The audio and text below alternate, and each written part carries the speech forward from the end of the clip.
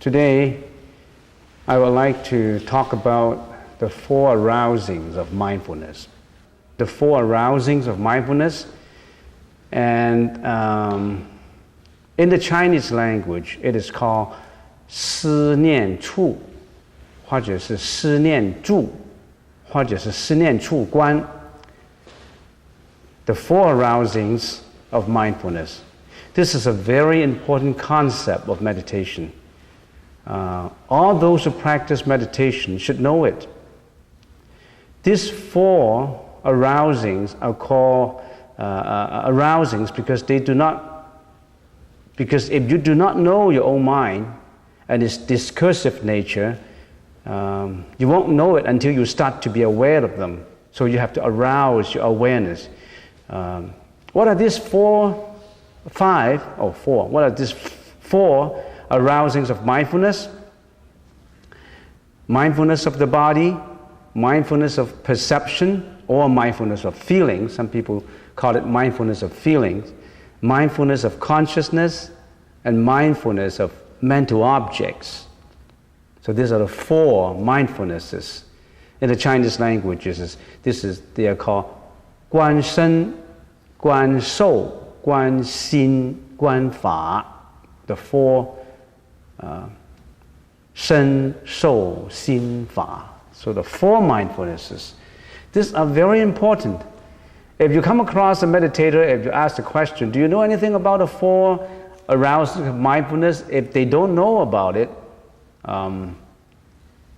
it's not right, because meditators should know about it.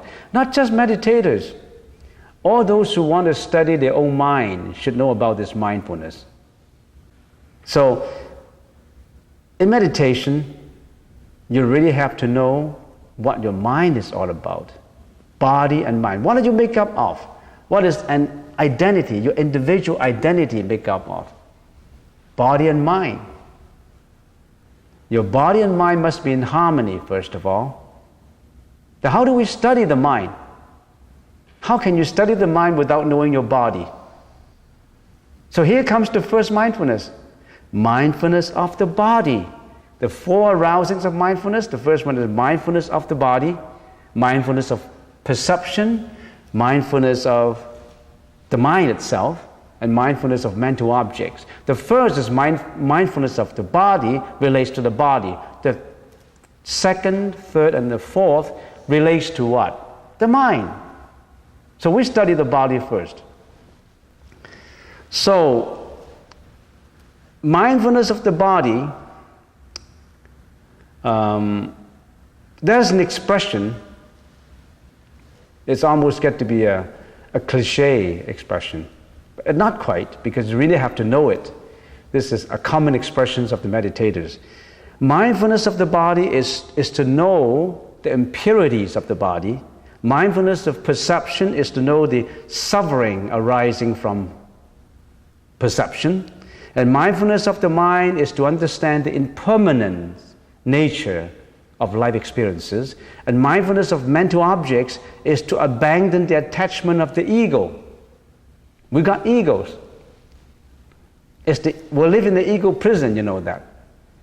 So this expression is, we've got to know the impurities of the body by being mindful of the body first. Of course, I will go to details of which of the four mindfulness, but I'm just giving you some introduction.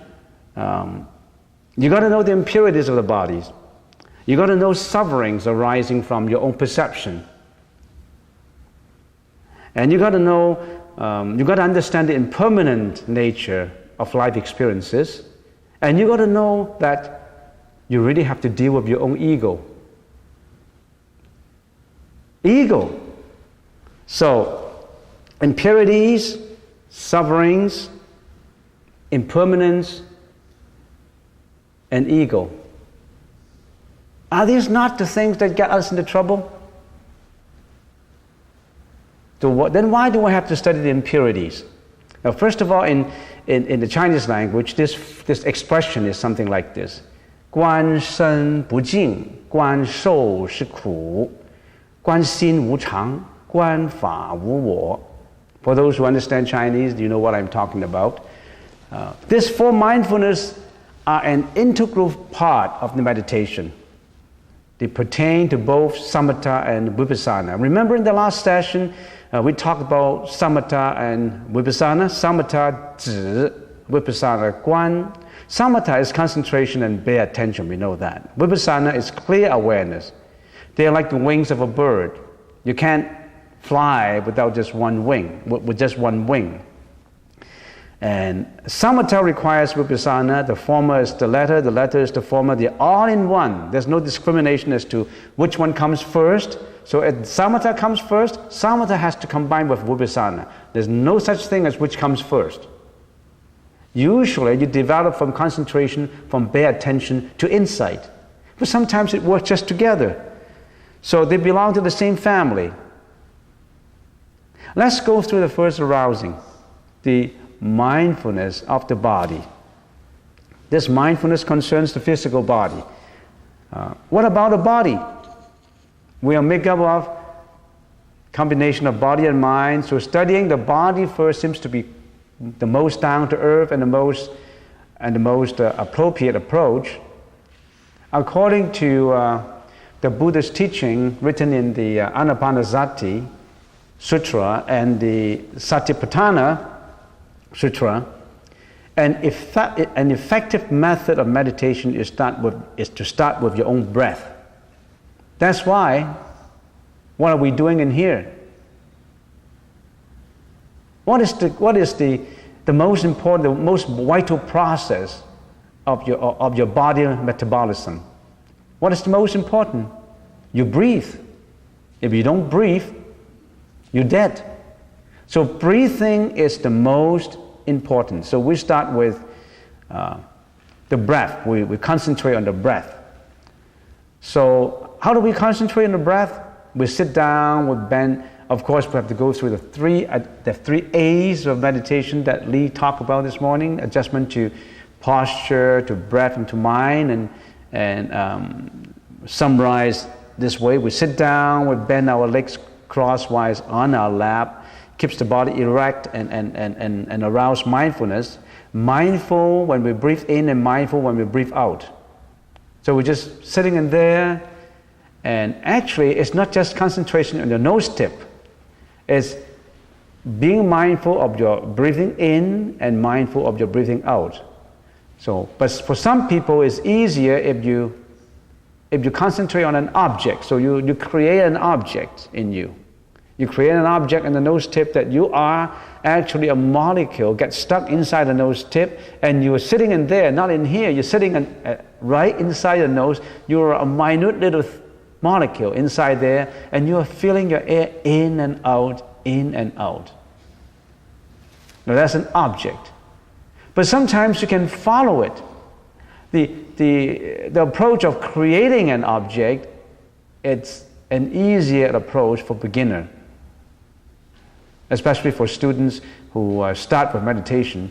If you have an approach like an object, then it's easy. Oh, I'm sitting in there. I'm sitting right in there, and I'm feeling the air in and out, in and out.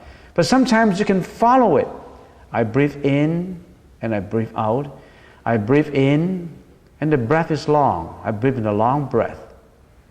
And then, when the breath is in, before it goes out, there is a static intermediate period. That fraction of a second, when it comes in, it hasn't gone out yet. It hasn't started to go out. So it has come in, is long, and I follow it, and I follow it. And then it stopped. Very, very short period. And that is called the external in-breath. No, internal in-breath, because you got it in. You got it in. So that is, in the Chinese language, we call it 内出息. That is an intermediate period. You realize that too, and I have never mentioned this before. But if you come to that stage where you realize even that fraction of a second, you are deeper into it. Your breath gets deeper. Because there is that changing intermediate period when your in-breath changes to be your out-breath. Can you realize that? If you realize that, that's even better because you're following your breath. Now, if you follow your breath gets longer and longer and longer. If your breath gets longer and longer, you're on the right track. If your breath gets shorter and shorter, you're not on the right track. People who live longer and people are have better peace of mind if they have longer breath. Dogs have short breath, very short breath. Horses have very short breath. All animals that have short breath, they don't live long. Turtles have long breath. So if your breath is very long, almost unnoticed, your breath is, you breathe in and your breath is very, very long, and you realize it changes to the external breath, that long breath, that intermediate period that you realize it changes to go out, and it gets very long and unnoticed, no obstruction. If your breath has obstruction to it, you either have a flu or something is wrong with your nasal passage. So you got to know something about it. So even that breath, you don't underestimate that approach. Nobody asks questions about the length of the breath, the external in-breath, the internal out-breath. All those, nobody asks any questions, because if I don't tell you, you don't even realize it. Do you know that there's an intermediate fraction of a second period of time where your in-breath changes to your out-breath? You realize that too. Now if you realize all this, long breath, external in-breath, internal out-breath, that means you're deeper and deeper into the meditation. You're getting to the inner part of it. So you got to realize that too. As you are being mindful of your breath, you think to yourself, or you whisper yourself, or you think in this way: I'm experiencing the whole in-breath. It is long. It is now at the changing point. It starts to go out now. It is going out. It is now at the changing point before I shall experience another in-breath. You repetitiously watch your breath like that. You pay your bare attention to it. This is the mindfulness of the in and out breath. If you practice at home, you can even practice at home. Why do I have to practice it? If you practice that in and out breath, if you can concentrate, you attain that tranquility of mind. You're in better, if I can use that word, control. Maybe you can say control. You're in better control of yourself. You don't get mad as easily. You don't get yell at people. You don't get jealous so easily. You become more intelligent. If all students know how to meditate, they will become more and more intelligent. Why? Because they build up their patience. They build up their patience in studying and reading, in concentration, in listening to the teacher's lectures, in pay attention to answering examination papers. They are A students. All students who practice meditation, sooner or later, they become A students because they can concentrate. What's the magic in studying? Tell the high school students, the magic in being A students is concentration. If you can concentrate, you do it. As a matter of fact, the magic of success is in concentration. That's what the positive thinkers think. Andrew Carnegie. You know Andrew Carnegie? Positive thinkers. Thomas Edison.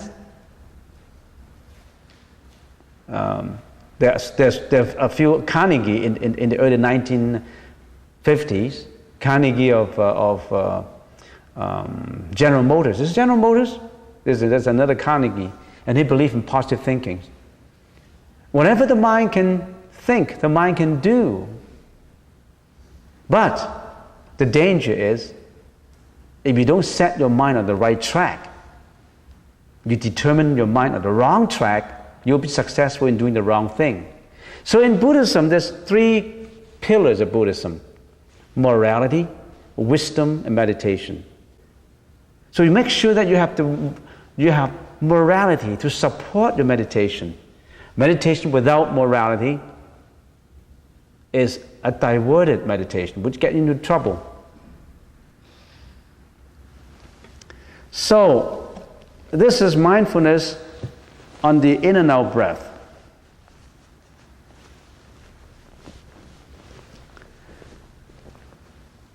Mindfulness of the body, this arousing of mindfulness, consists of 4 components into it. What I'm talking about this morning about the 4 mindfulnesses, I summarize it from 2 books, Anapanasati Sutra and Satipatthana Sutra. These 2 books are that thick. So you can get it this morning. Pay attention. Everything is summarized here for you. The 4 arousing of mindfulness, the first one, I can't cover all today. I can only cover the first one, mindfulness of the body. And the first component of that mindfulness is mindfulness of your in and out breath. Your breath relates to the body. Your breath, that's the most important. Work it out, start with your breath. Do you control your breath though when you're meditating? No, you breathe spontaneously and naturally. Do not control your breath. Do not try to make your breath longer or shorter. Just breathe naturally. If you start to make your breath unnatural, you don't do it spontaneously, you get into trouble. Because your body is supposed to be spontaneously breathing naturally. If you say, I want to hold my breath in there, I want to breathe short and long, I want to breathe it longer, I want to hold it there, then you get into trouble. Don't do that. It's all natural. Don't attach to anything. So the next component of the mindfulness of the body is the mindfulness of the 4 postures. You extend the sitting meditation to 3 other postures. There are 4 postures: sitting, standing, walking, and lying down. These are the 4 postures. Do you do your meditation just when you are sitting? I'm sitting, I'm meditating, I start to sit down. No. You develop your sitting meditation to walking. That's why we do walking meditation. Not just walking. When you're lying down, when you're standing, you pay attention, you become aware of your thought. When you're standing too, when you're walking. So when you're walking, I said, walking meditation, everybody circumambulate in circles. And some people, I realize, I watch some people, and they browse around when they're walking. They browse around the lanterns, they look at everybody, and they don't pay attention to your walking. They have desultory thoughts when they're walking. Walking is a very serious practice. It's part of a meditation. Walking is not to give you a chance to take a break. Well, I'm taking a break, and some people stretch out and exercise, and you don't do that. When you're walking, you become aware of the movement of the body, the movement of the legs, your hands, every movement of the body, you become aware of it. You don't become aware of your body movement until you pay attention to it. When you walk, naturally, when you do walking, when you walk out, when you walk, you just don't pay attention to your walking. As we always say, you don't treasure walking unless you lose your limbs. You don't have your legs anymore. I remember there's an Indian proverb. There was a fellow who was so poor. That's an ancient Indian proverb. Let me summarize the proverb for you. There was an Indian fellow, of course in India, and he was so poor that he didn't have any shoes to wear. He was so pitiful of himself. I didn't have any money. I don't even have a pair of shoes to wear. And he was not happy about it. But one day, he looked at another person crawling on the ground by his side. That guy doesn't have any legs, no legs. And he suddenly got enlightened. He said, I was so pitiful of myself. I blamed myself for being so poor until I saw this guy who didn't even have legs. He couldn't even wear any shoes. I feel happy, not because I saw someone have no legs. I feel that I should treasure what I got. I already got my legs. I already got my limbs. I have my legs to walk. You don't value walking, as I said, until or unless you lose your legs. You value everything you got. Don't take it for granted. You are in good health now. Don't take it for granted. You keep it. Everything, you value it. You treasure it. So, walking itself, you pay attention to the walking, you become aware of your walking movement. In some Theravada walking meditation, they walk very slowly.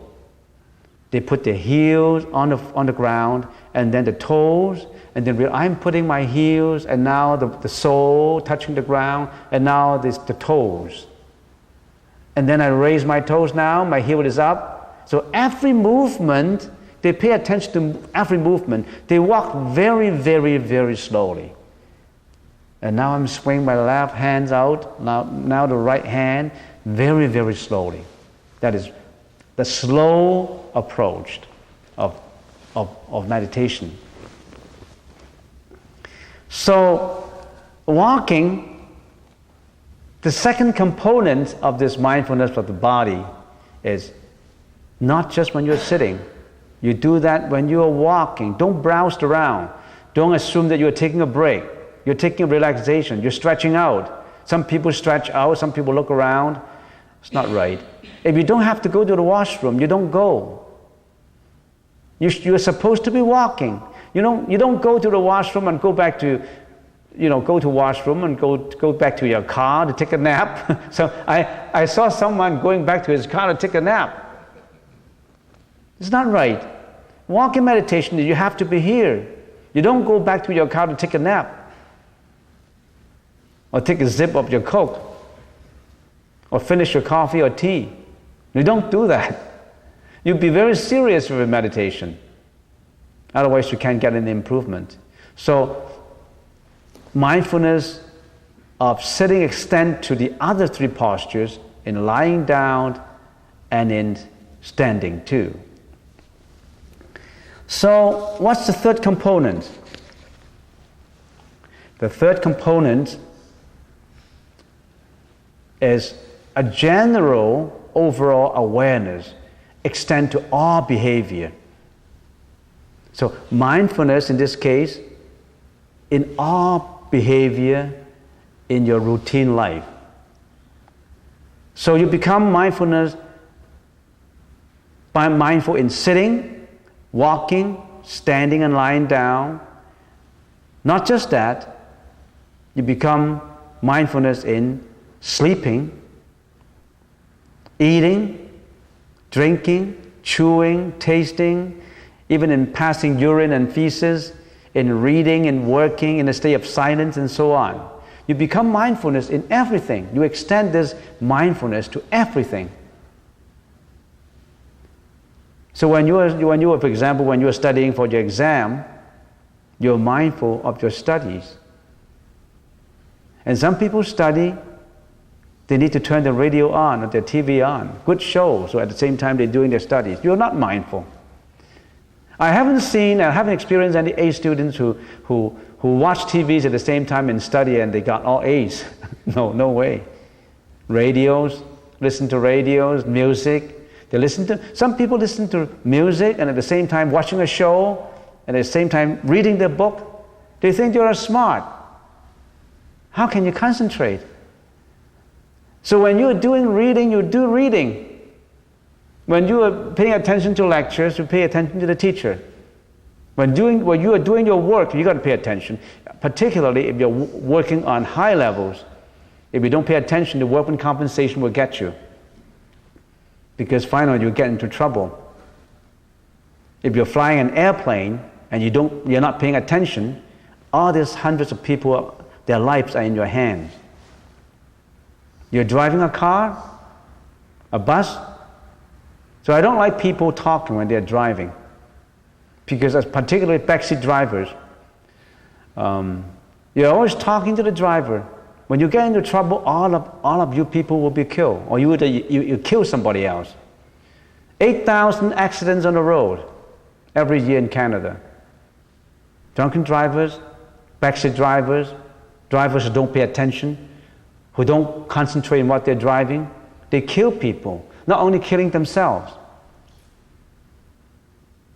So if everybody become mindful, we'll reduce the 8,000 records of accidents on the road by at least 50%. We'll save people. Don't talk to drivers. You may kill yourself, or you kill somebody else. It becomes very serious. So, that's extending your mindfulness not only in the four postures, in everything you're doing, in all your behavior, in your speech. And what is this, the fourth component of mindfulness? The fourth component of mindfulness is mindfulness on the impurities of the body. Now that requires some explanation. It's very complex.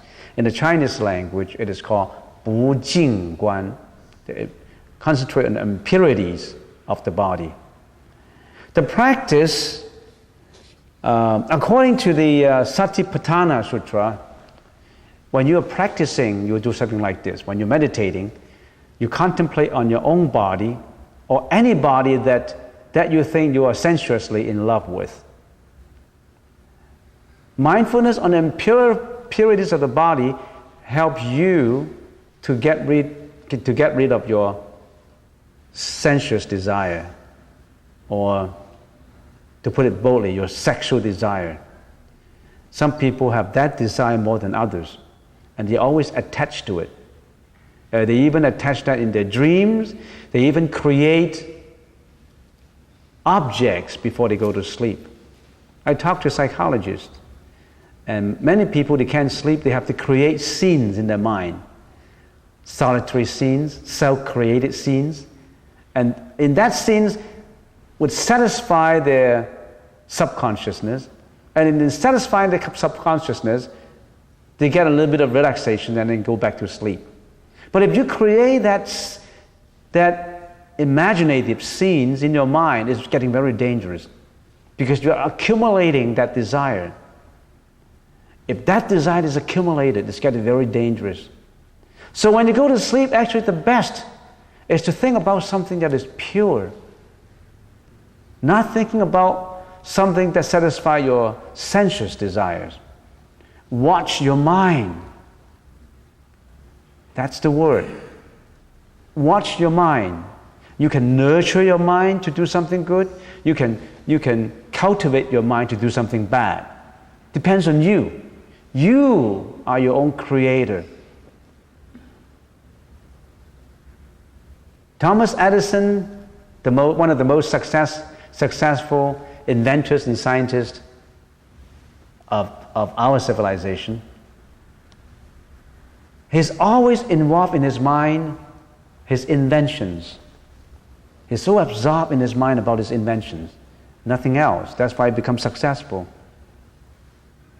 If you always involve your mind with bad deeds, you get into trouble. That's a criminal mind. If your mind is so desultory that you have no concentration, that belongs to the mind of a person who would never be successful in whatever he's doing. You want to be successful in what you're doing? Control yourself, know yourself, understand yourself. You be your own master. You don't be the slave of your own mind. So, getting back to this, mindfulness on the impurities of your body. You think when you're meditating, particularly to those people who always are overwhelmed by very strong desire, sensuous desire on your opposite sex. Some people are like that. They can't live without it. If you want to eliminate that, and some people say, let me clarify something. Some people say this, that's natural. We all like it. It's good. That's responsible for your reincarnation. We're in a lower species. I explained that before in the Heart Sutra. A lower species of the living beings involved with the sexual behavior. For the higher species, that desire becomes less and less and less. Your intelligence has a direct correlation with that kind of desire. This is found out not just by sutras, but many philosophers and many very famous philosophers and scientists. For example, Walter Russell, one of the geniuses in the 1930s, in his book, I forgot his book,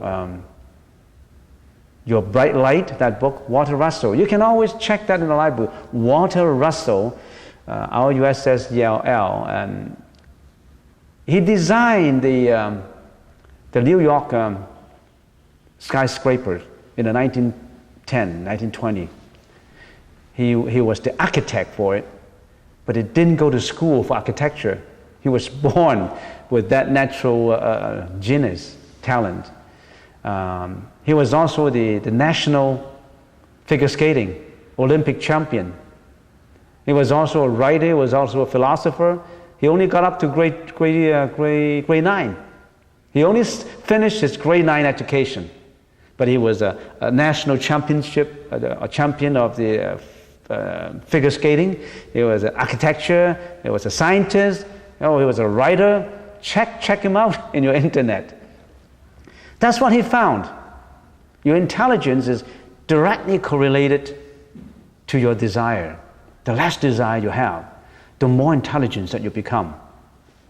So when you're meditating, if you have strong desires, greediness desires or desire relating to that, no good for you. I'm a monk, I know that from sutras. When you're meditating, you want to get rid of that, you think it this way. There are in my body hair of the head, hair of the body, nails, I got nails, my body got nails, teeth, skin, flesh, fibrous thread, tendons, bones, marrow, kidneys, heart. Inside of me there's liver, pura, spleen, lungs, contents of the stomach, intestines, mesentery, feces, bile, phlegm. I'm reading out from the sutra. I can't remember that all.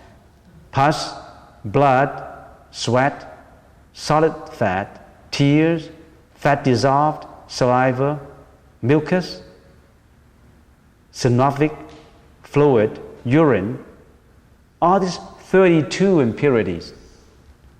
You think the body is beautiful. You think the body is something that you should attach to. But let me tell you, our skin is the traveling bag of our existence. Swiss writer, I forgot that writer's name. Our skin is the traveling bag of our existence. Our body is impure. You attach to it. It contains 32 impurities. What's the attachment about? There's some people kill for it though. Some people rape because of it. Some people kill people because of it. Some people commit crime because of it. You attach to this desire. And this desire is created out of imagination. It's so impure. So this is mindfulness on the impurities of the body, on the 32 impurities. And then of course there are the 4 elements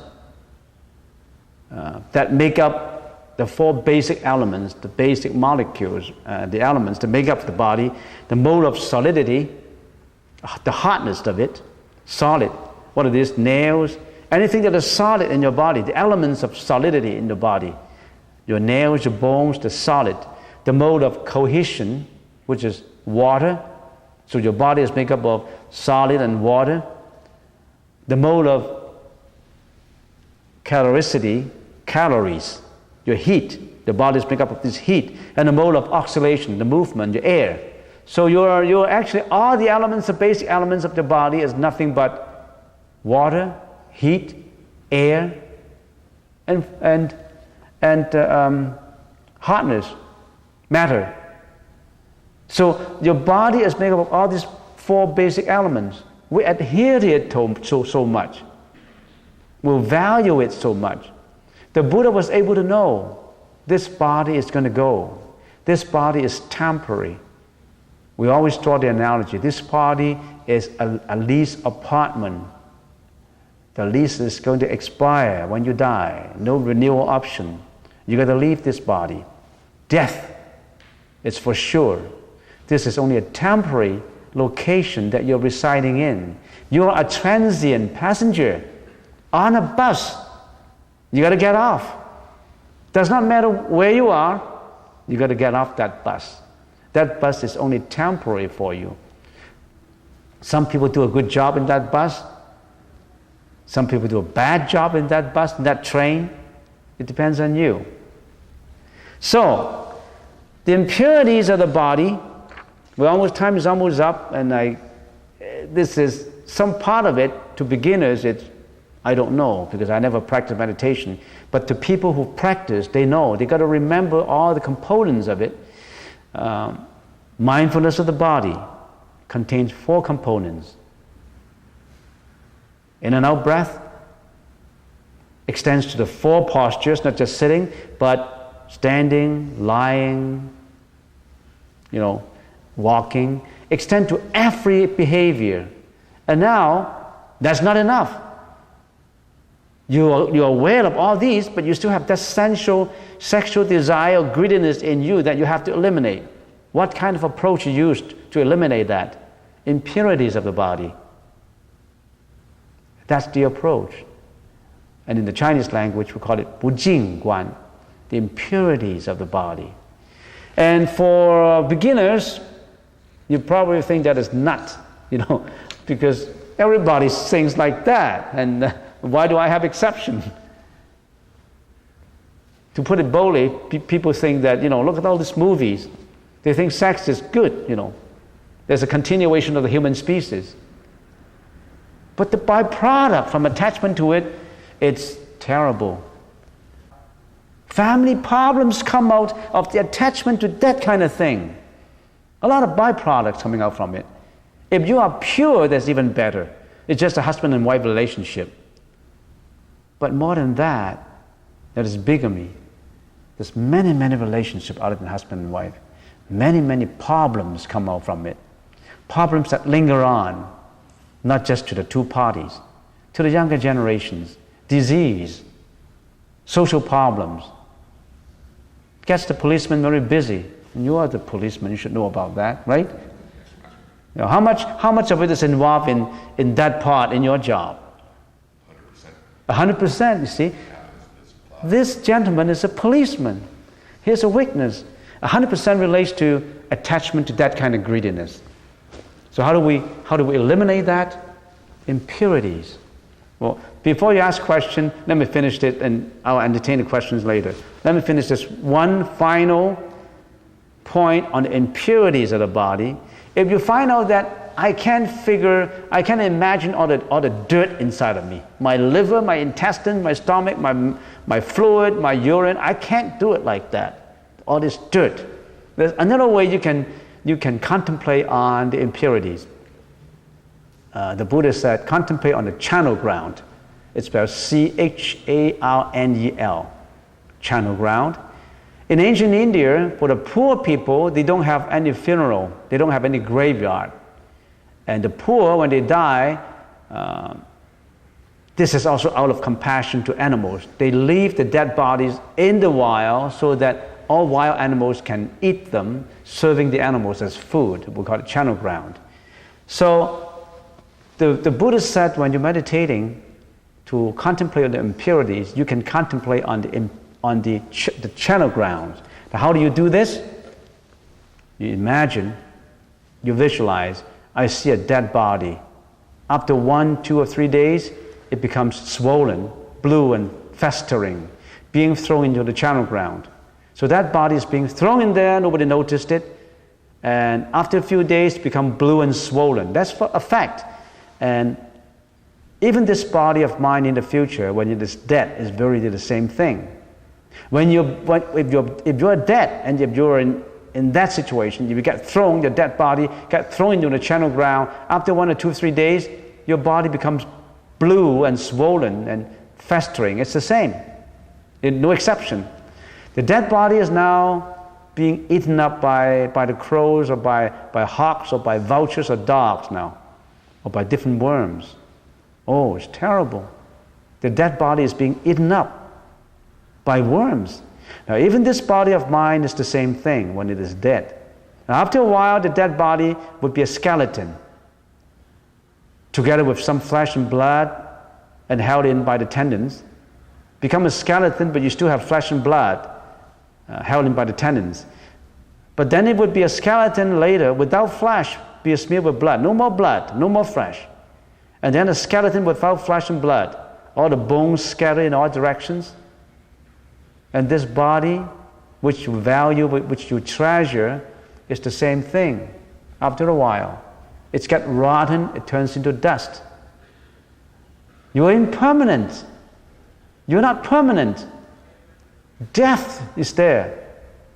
Well, with that, some people say that if you're always thinking of death, you become very negative. You become very pessimistic. No. Because we think of death, because we think of impermanence, we become more positive. Why? The Buddha was contemplating death and he said to himself, how can I go beyond death? How do I find a way where I get enlightenment? I don't have to reincarnate in the ocean of life and death. How can I go beyond death? How can I find out more about life? Because knowing death and knowing impermanence, he explored into the spirituality of life. He get the method to get out of death.